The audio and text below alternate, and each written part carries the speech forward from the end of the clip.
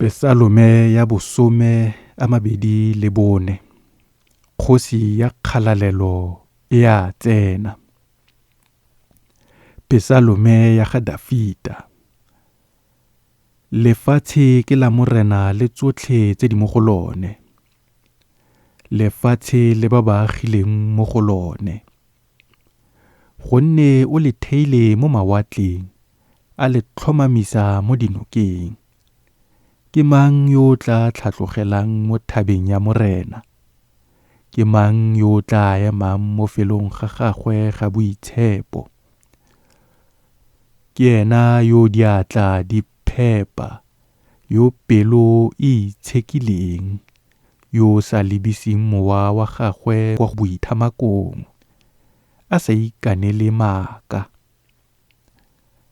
Ena yo o tla amogela tshegofatso mo moreneng le tshiamo mo modimong wa pholoso ya gagwe.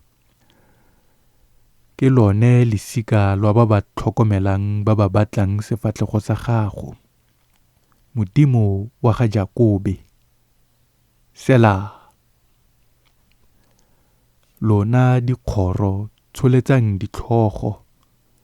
Lona mejako ya bogologolo tala. Itsholetseng gore kgosi ya kgalalelo e tsene.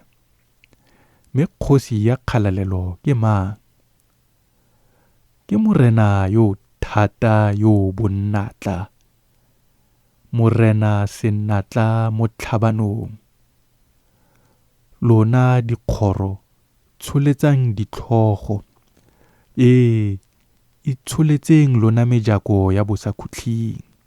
Gore kgosi ya kgalalelo e tsene. Mme kgosi eo ya kgalalelo ke mang? Ke morena wa mašomošomo. Ke ena kgosi ya kgalalelo. Sela.